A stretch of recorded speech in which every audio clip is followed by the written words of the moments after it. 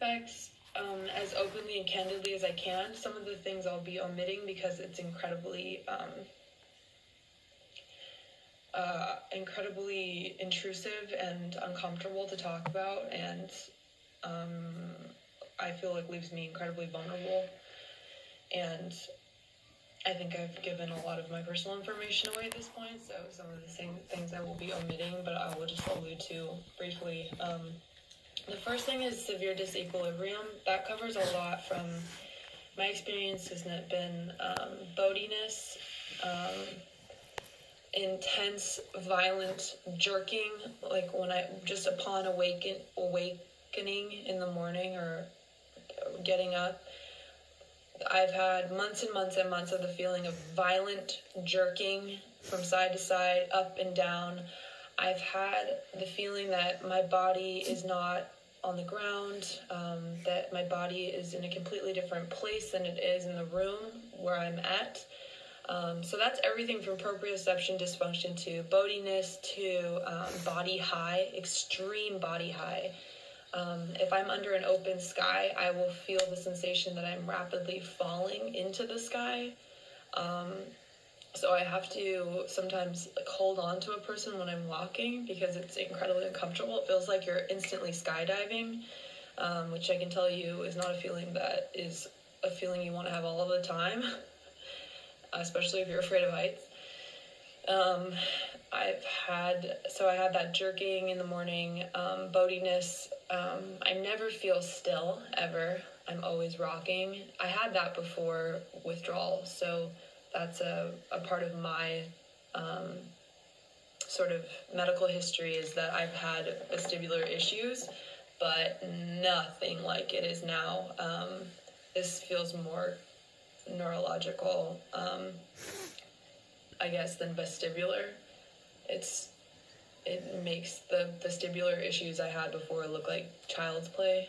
So I think I covered that for the most part.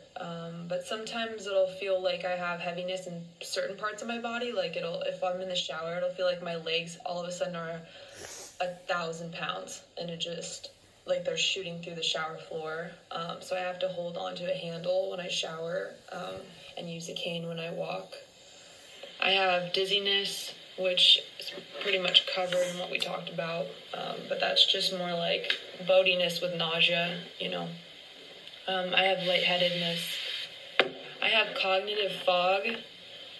So cognitive fog feels like not being able to grab onto the thought with the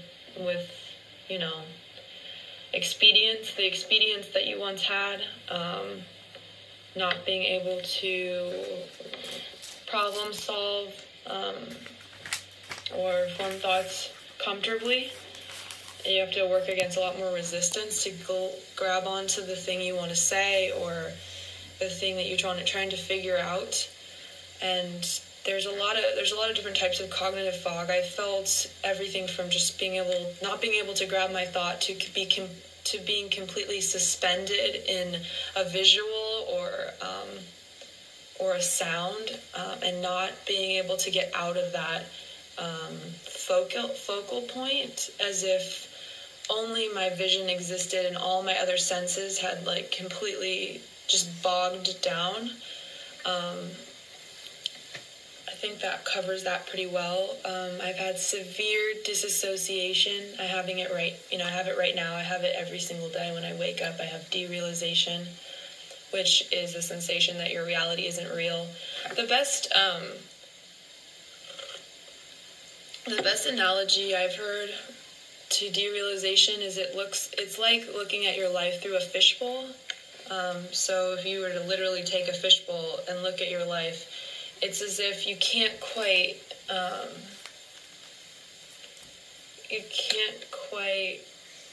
connect with anything you're experiencing. And I've had this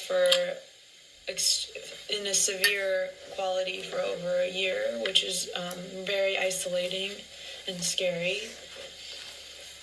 Is a form of disassociation, if you're familiar with that. But yeah, it has that fishbowl quality, kind of like, yeah, you just don't quite feel like anything's real, and that's pretty much constant. Sometimes I'll get windows from that, and those windows are the most profound because there's nothing quite like being in your reality. It's pretty important to feeling you're like a human being. I've had depersonalization, which is the feeling of leaving my body, which is one of the more painful sensations. Happens a lot when I'm in fluorescent lighting in public areas, just in the house. The next one is voices. So the way I'm going to explain this, again, like, people have victim blamed and said all sorts of horrible things, and said that you probably could have had schizophrenia. I think if I had schizophrenia, I probably wouldn't have this much insight to my own discomfort. I think I'd probably be a little bit more confused and buying into the voices or buying into the hallucinations. I'll go into those hallucinations in a second. It's not what you think. It's not like seeing people that aren't there. It's nothing like that. But the voices I was hearing they weren't like... that I just guarantee it would be like nothing like somebody who had schizophrenia. It usually happens right as I'm about to go to sleep. So it's like the body is almost like completely relaxed and letting go. And then all of a sudden you'll hear like voices that seem like outside of your body, like almost like lucid dreaming.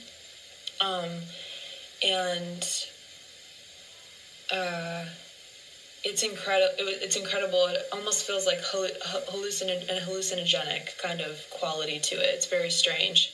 And then once you're asleep, they're gone. But they were very vivid for a while and very profound and scary. That has, now that I think about it, has mainly gone away. And is a common side effect of benzo withdrawal. So please refrain from making generalizations about my mental health state regarding that. So visual hallucination. So I can't speak for other people, but I don't see things that aren't there. I see what's there and it's being distorted. So it feels like the walls are moving, kind of like what I've heard people talk about when taking hallucinogenics. It feels like the walls are moving or maybe kind of breathing. The floor is moving. Patterns are undulating. It's incredibly uncomfortable. Sometimes it was as bad as feeling like the glass in the shower was rushing toward my face rapidly. To the point where I would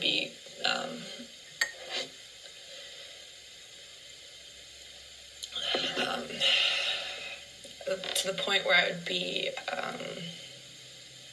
like twitching and almost like not screaming, but like just have this sensation of being really scared all at once, just an overwhelming sensation that happened for months and months and months, and that has calmed down quite a bit. I still have hallucinations in terms of my environment, but nothing too bad.